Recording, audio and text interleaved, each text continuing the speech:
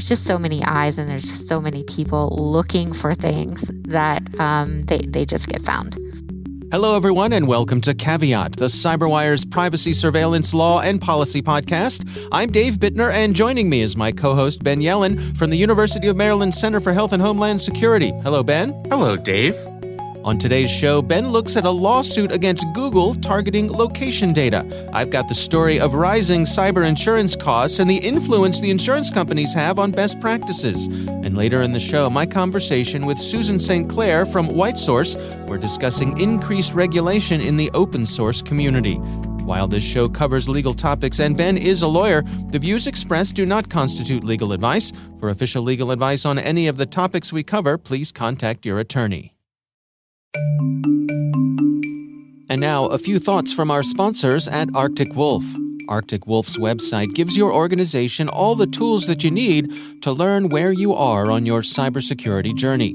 Learn how Arctic Wolf's platform works in real time, or engage with their content that is specifically customized for your organization. Explore the full Arctic Wolf experience today at arcticwolf.com/cyberwire.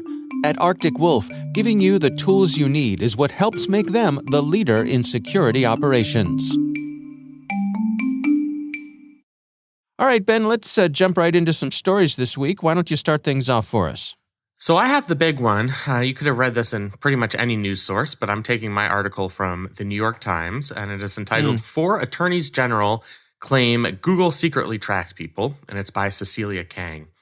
So the District of Columbia and 3 other states, or 3 other jurisdictions, I would say, Texas, Washington, Indiana, each filed separate state lawsuits against Google, claiming that Google misled users of Android phones and of applications like Google Maps and its search engine by continuing to track location information even after the user had tried to opt out of that feature. So, like I said, it's 4 separate lawsuits, each based on consumer protection laws within those jurisdictions. So each lawsuit is going to look slightly different, but it is a unified effort. They were filed on the same day. And, I think it's important to note the political diversity here. You have the most liberal jurisdiction in the country, the District of Columbia, and a blue state like Washington. And then you have 2 of the redder states in the country, Texas and Indiana, with Republican attorneys general. So this is truly a bipartisan effort here and part of kind of a legal onslaught against Google that's been a multifaceted onslaught over the past couple of years. So let's unpack what's going on here. I mean, I'm a Google user, and as part of my everyday use in Google, I sign in, and Google, through the things they do, tracks my location. That's not surprising to anyone. But then I go in and because I'm concerned about my privacy, I go in and opt out of having that tracked, and I think I'm good to go. But these attorneys general are saying not so fast. Exactly. You've done what you're supposed to do. So you change the settings on your account or on your Android device to stop location tracking. These lawsuits allege that Google still collected and stored location information through Wi-Fi data, marketing partners, etc. So even when the user was proactive and tried to disable location services, Google was misleading its customers, at least this is what these lawsuits allege, by claiming that they're not tracking your location when they actually are. Something else that this lawsuit alleges, which is really interesting, is that Google has misled and pressured users to enable more location tracking by claiming things like this application won't have full functionality without the use of location services. So you're not going to get the full use out of this application unless you let us track your location. And the allegation here is that that's a misleading business practice that violates principles of consumer protection. So, for example, the Attorney General for the District of Columbia is quoted as saying, Google falsely led customers believe that changing their account and device settings would allow customers to protect their privacy and control what personal data the company could access. But the truth is that, contrary to these representations, Google continues to systematically surveil and profit from consumer data. So it's a a pretty serious allegation that I think is opening Google up to potentially some significant legal liability. They are, of course, denying this claim. A spokesman for Google said that the case is based on inaccurate claims and outdated assertions, that they've built privacy protections into their products, into their applications, into their devices. So they are going to vigorously defend themselves in court in these 4 states. But, I think there are a couple of broader lessons we can take here. One is, as part of this pushback against big tech that we've seen in other spheres, we've seen cases railing against monopolization, other deceptive consumer practices. This is part of this full frontal legal attack on big tech companies, and Google is just the latest victim of that effort. This is something that's relatively non-ideological. It's being pursued by attorneys general with varying political viewpoints. And, it's something that's broad enough that it would be covered by 4 separate state consumer protection statutes. So it's something that I'm going to be very interested in following as these suits move forward.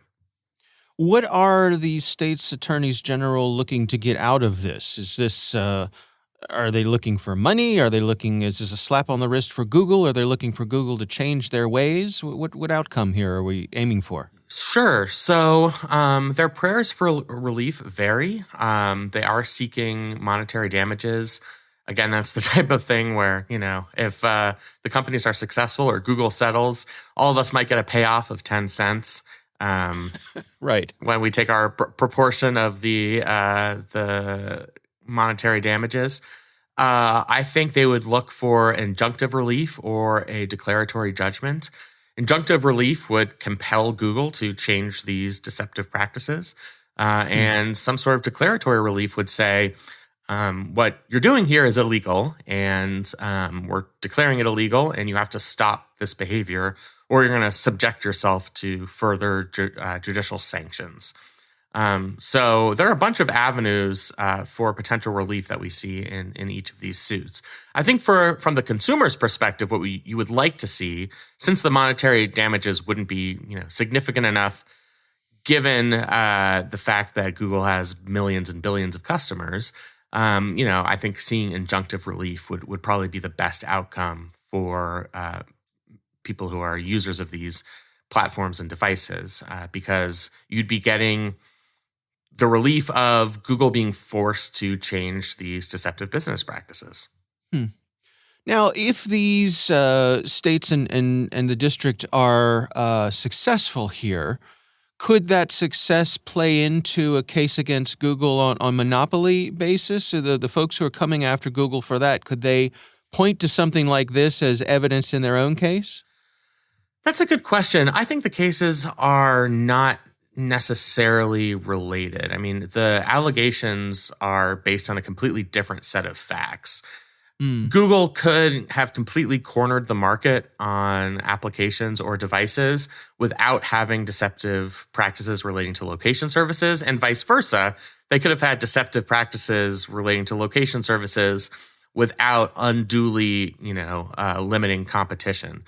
And that's true for all of the tech companies. I mean, I think there are very distinct legal issues that are being brought under completely distinct legal theories. So antitrust statutes, whether at the state level or the federal level, are one thing. And then these broader consumer protection statutes are pretty distinct. And I don't think the two are necessarily closely related, except to say that thematically, we are finally seeing a broad pushback against big tech companies on a number of fronts. And these lawsuits will continue to track independently? There's no chance of these being combined into one thing, for example? Not these lawsuits, because they're based on 4 separate state/district statutes. That's going to be one really interesting aspect of this is, you get different courts. If there's a jury trial, you'll get, a composition of juries that's completely distinct in each of these states. You might end up getting 4 separate results. I mean, I think what happens in one state might have persuasive authority as to what happens in another state. A judge might see the legal reasoning of, an appellate judge in another state who reviewed the case and say, you know what? That's a compelling read of their statute. Our statute is similar here in Indiana. That might be reasoning that I'll use, but they're not directly related. So we could see, people in the District of Columbia securing relief just because of the nature of the judges and juries in D.C., and people in Indiana, losing the case or having the case thrown out in court. So that's one really interesting aspect of this. While this is a unified effort, there's certainly not going to be a unified outcome. Oftentimes you'll see attorneys general band together as part of one lawsuit, usually in federal court against a company, but that's not what's happening here. This is sort of, these are 4 cases on 4 separate tracks. That sort of increases the chances from consumer advocates that one of them is going to be successful. And once you're successful once, that really can be persuasive to other judges because you've established some sort of legal precedent, some sort of compelling legal theory, at least to one judge or to one jury. I see. And these are civil suits, not criminal? Yep, these are civil suits. No one's going to jail. Okay. Despite the wishes of some people who would want to jail big tech companies, nobody's freedom is being threatened here. This is just about giving some sort of relief to consumers in these jurisdictions who have faced this alleged wrong, people who've really tried to proactively protect their information. And Google allegedly is still collecting their location data, whether it's through Wi-Fi or broadband or anything else. And what kind of timeline are these sorts of things typically on? Are we talking years here? Let's just say the timeline we're on will make a snail in your backyard look like a Indy 500 race car. These take forever. I mean, it's so unsatisfying to follow these legal developments in our system because we get really excited when these suits are filed, but then we have years of discovery and competing motions. If we got a firm resolution to this by 2024, I'd be pleasantly surprised. But you have to start somewhere. These suits have to start somewhere. And we end up seeing really interesting decisions on cases that were brought sometimes as long as 10 to 15 years ago. They've made their way through our court system. A decision might come down at a state district court. It'll be appealed. The appellate court will say, you got this interpretation of this law wrong in your original decision, so they'll remand the case for reconsideration. Somebody else wins. That's appealed to the appeals court. So it can be an extremely long, frustrating process. And, that means that lawyers out there, legal academics, have to have a certain stick-to-itiveness, if that's a word, to follow these developments, even after they're out of the headlines. And let's be honest, it will be out of the headlines, in the next couple of days. But these suits are still, they are active. And unless they are immediately dismissed, which I find completely unlikely, we're at least going to have some twists and turns to this litigation for the foreseeable future. It's kind of a question out of left field, but do different states, do different jurisdictions at different parts of the country have reputations for things going through them quickly or more slowly when it comes to legal things? I'm not sure about quickly or slowly. Some courts are better equipped to deal with certain types of cases. So there's a reason, for example, that all businesses are incorporated in the state of Delaware. Has nothing to do with the beauty of Rehoboth Beach, which is beautiful. But it's because they have business-friendly chancery courts.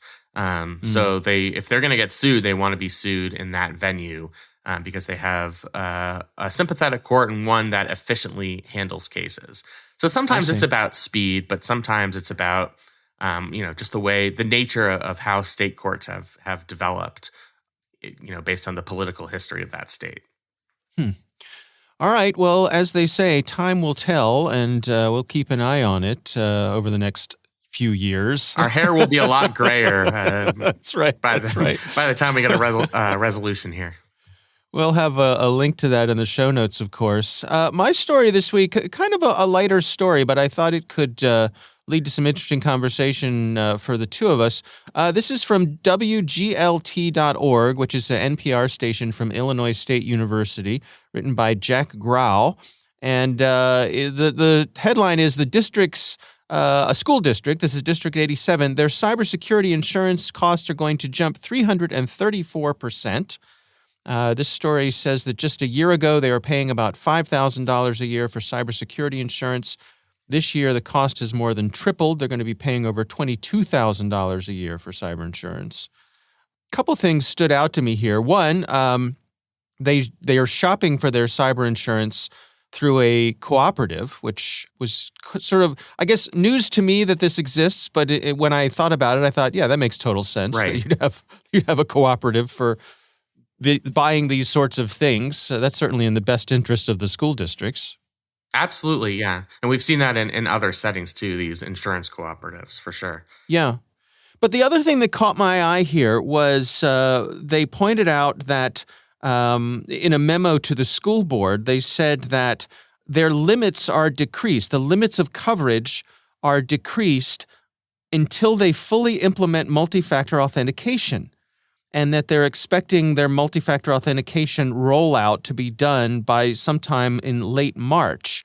So I thought, just from a policy point of view, that this is something you and I have talked about before, how much influence the insurance companies have on best practices. And it seems to me that's playing out here. Absolutely. I mean, if you look at insurance in any other context, you see these same types of policies. So if you are a safe driver, they will decrease your premiums. If you have the latest safety feature in your vehicle, it'll be easier to insure, and you might get lower deductibles. So that's not something that just happens in the cyber insurance industry. I think because cybersecurity insurance is still a relatively new phenomenon, it's still sort of being worked out what that looks like in the real world.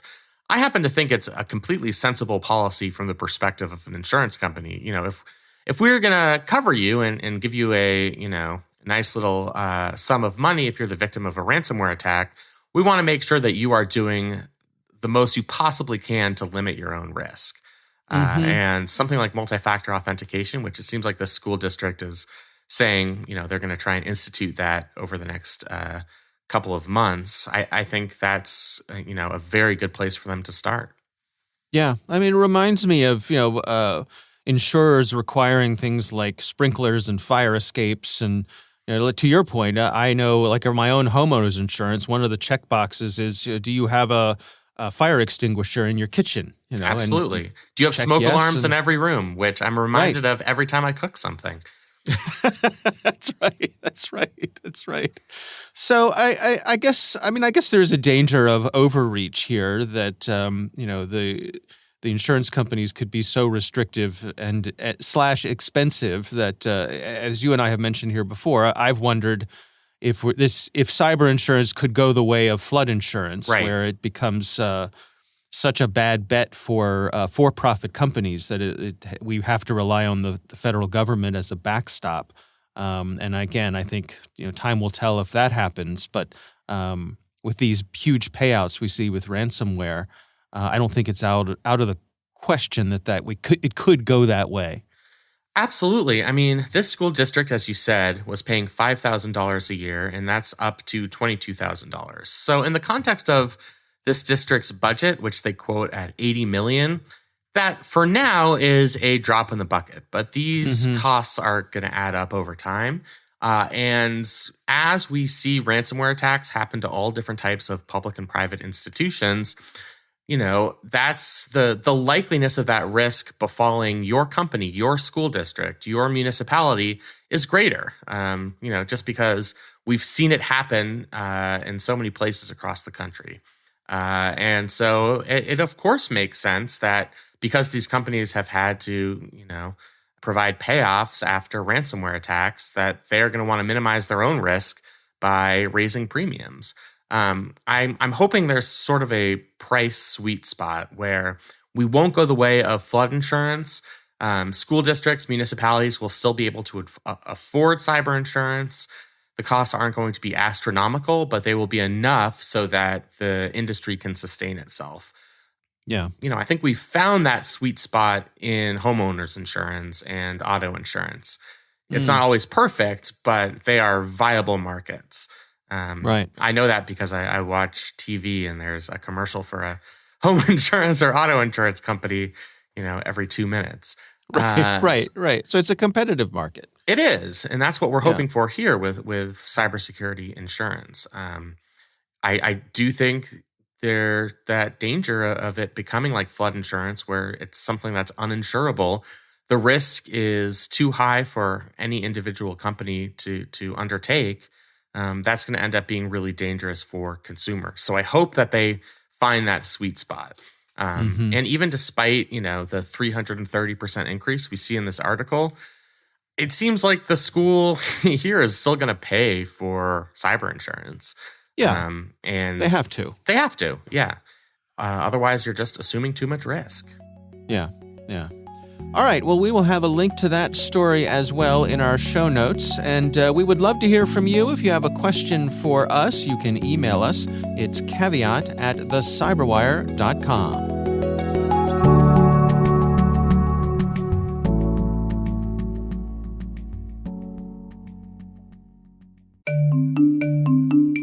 Let's return to our sponsor, Arctic Wolf. Arctic Wolf is changing the game in ending cyber risk.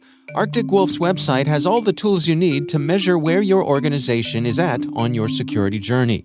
Whether you want to see how Arctic Wolf's model works in real time, take a managed security awareness journey, or calculate how much money your company is spending on alert fatigue, Arctic Wolf's website has it all.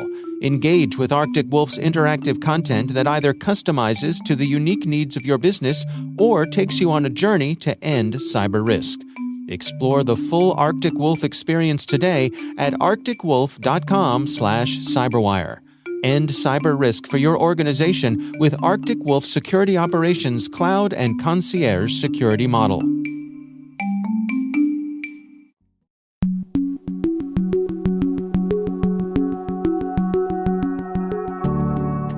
Ben, I recently had the pleasure of speaking with Susan Sinclair. She's from a company called WhiteSource, and our conversation focused on open source software and potential regulations that might be coming down the pike that could affect the way folks use open source software and develop it. Here's my conversation with Susan Sinclair. Certainly open source software has been a very strong community. It's grown over time. I can speak from my, very short professional experience in saying that, back in the day, people really looked at open source as sort of this hobbyist sort of thing. It wasn't where real software development happened. That has completely changed 180 degrees in that, now it is certainly, a majority of applications, depending on your industry and vertical and language and all of that. But, certainly well over half or even as high as 90% of applications that are being developed commercially, not just for internal use that we see out in the world. And I really think that what's driving that, one, I think times have changed. People are more open to the idea that, I can go to some repo somewhere, some registry somewhere and grab what I need. But I think also what's driving it is really, we all feel it in all aspects of our lives, but, there's not enough time. We're being asked to do more with less time at a higher quality. So, not in a negative way, but we have to look at ways that we can become more efficient, take shortcuts, be smarter about what we do in our jobs and getting software out. Yeah, it strikes me that it allows developers to be very modular as they're putting things together. Why should I write a new bit of code that checks a credit card number if that already exists? It's out there. It's been tested. Lots of people have had the opportunity to bang on it, and feedback is it's pretty good. Is that a fair assessment of how some people are approaching this? I think absolutely. And I would even say that not only more modularized, again, that's just kind of the way that we're writing applications now with, microservices and APIs even, but, so it's more modularized. And I think there's also just the kind of like well, why should I mean, there's always been modular components like, back in the day, FlexNet and all of that within the Microsoft ecosystem. But why would I have to pay for that? Like, Mm. it should just be part of the community. So I do think it's a shift in that aspect as well. So, what are some of the risks then? I mean, security wise, if we're sharing things, does that take away a little bit of the genetic diversity in our code, if you will? Yeah, so I think there are multiple risks. Certainly, I do think potentially a lack of diversity. I like that. I like that in our code. That being said, there's so many open source repository or libraries out there that Hmm. I don't know that that's like a huge risk, maybe in Mm-hmm. certain ecosystems, for sure. But I think the risk, and this is interesting, I think the risk is actually that we become it's more visible, right? It's some of the Hmm. flaws that in how we write code. So certainly security, because kind of that's my space and that's my focus right now, it is a big risk. It's not so much I think that things are more or worse, they're more insecure. I think it's more that there's just so many eyes on it and so many people testing it and using it that it just becomes more visible when if you probably looked at applications way back in the day, nobody really knew what was going on. So they might be there, they might not be there, but you just really don't know. And that's not the case in open source today. So I think there's that. I think there's also certainly, of course, when you look at quality and performance and some of these other ones, certainly they're illegal, of course. I mean, there's certainly risks there. But I think from security, my feel is that again, there's just so many eyes and there's just so many people looking for things that they just get found. So, in terms of the regulatory scrutiny that open source software is receiving these days, where are we with that? Or are we coming into an era where it's attracting more attention? Oh, absolutely. I mean, 100% absolutely. Again, looking back into history, like when you first started in the industry, when was the last time you heard about a cyber breach in the mainstream news? Like never. Like I would never be able to explain that to my parents.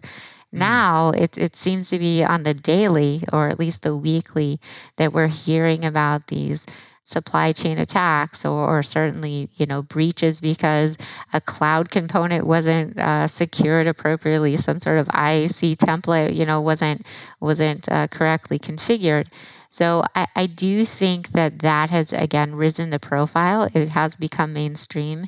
It's also hit like not just like some little shop or some little school board where of course they don't know what they're doing with regards to security. It's hit like big companies like Microsoft, Apple, the US government, certain agencies. So again, that's really raised the profile, and then that comes with it regulatory, I don't know, requirements is the right word at this point, but Hmm. certainly that is the direction that we're moving.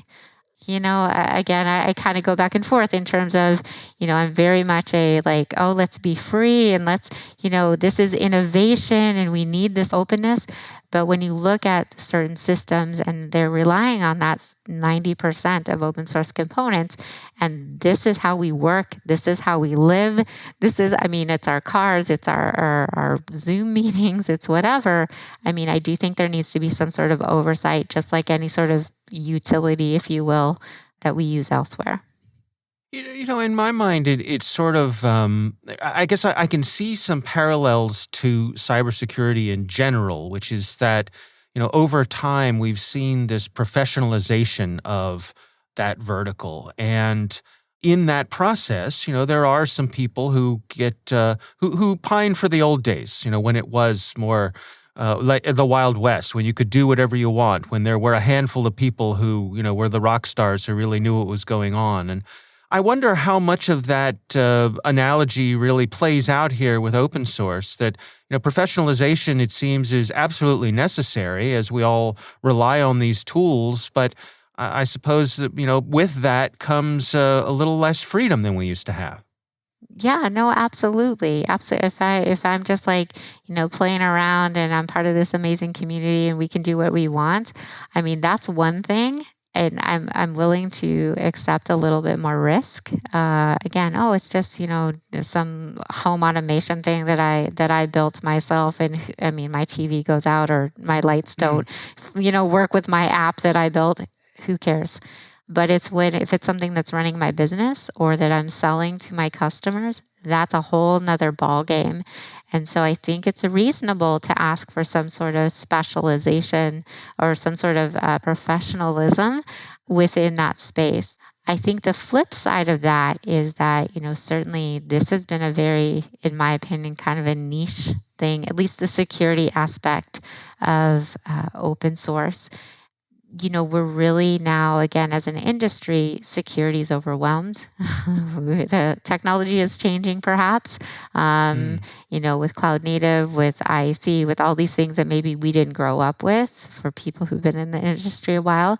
And there aren't enough of us. So part of that, asking our fellow team members in app dev or DevOps or whatnot to help us out with regards to application security, I think that you do have to have standards and you do have to have expectations and you do have to have a certain level of professionalism to aid in that transition and to facilitate that conversation. How would you like to see this play out ideally? What would be the balance that we could strike between the need for more professionalism, perhaps more regulations, but also doing so in a mindful way to not stifle innovation? Yeah, and that isn't that the $1 million question? I could take that and I could build my own consultancy and I'd be set for life. No. Right, right.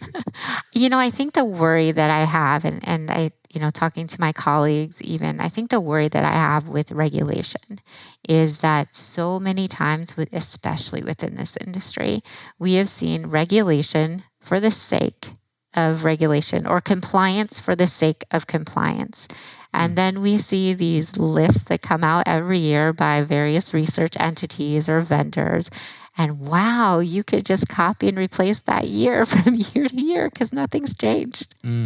So I think to strike the balance between more regulation or hopefully, potentially more regulation and all that comes with that is that, we need to somehow tie it to, we're not just checking a box, we're not just running that report, we're not just saying, we met this A1, standard or whatnot, but we need to really, I think, be tying it to results.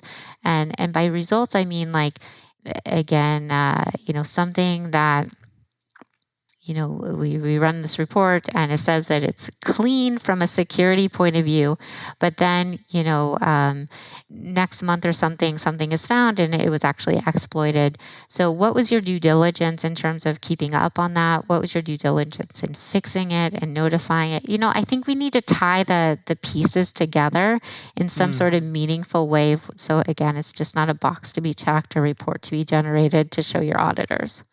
Yeah. Yeah, that's interesting. I mean, bridges get inspected on a regular basis, right? You don't just build it, have it inspected, and say, well, we're done here forevermore, right?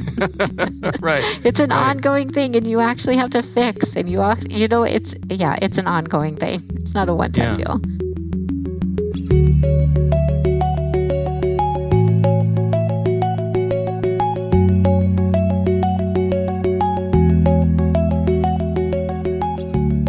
All right, Ben, what do you think?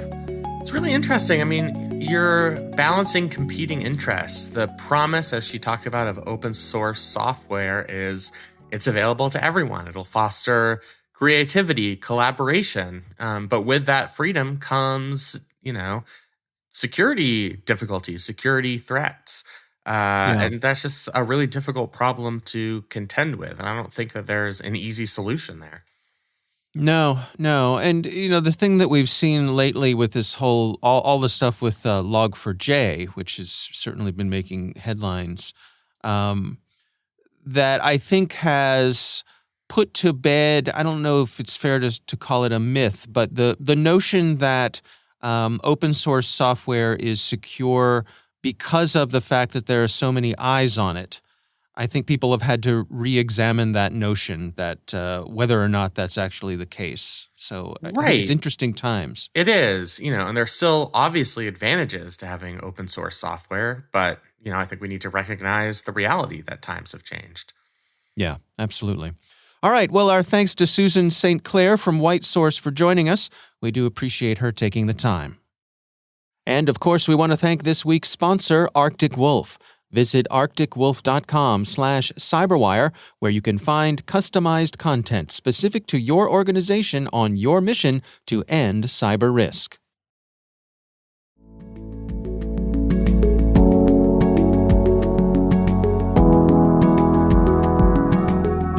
That is our show. We want to thank all of you for listening. The Caveat podcast is proudly produced in Maryland at the startup studios of Data Tribe, where they're co-building the next generation of cybersecurity teams and technologies. Our senior producer is Jennifer Iben. Our executive editor is Peter Kilpe. I'm Dave Bittner. And I'm Ben Yellen. Thanks for listening.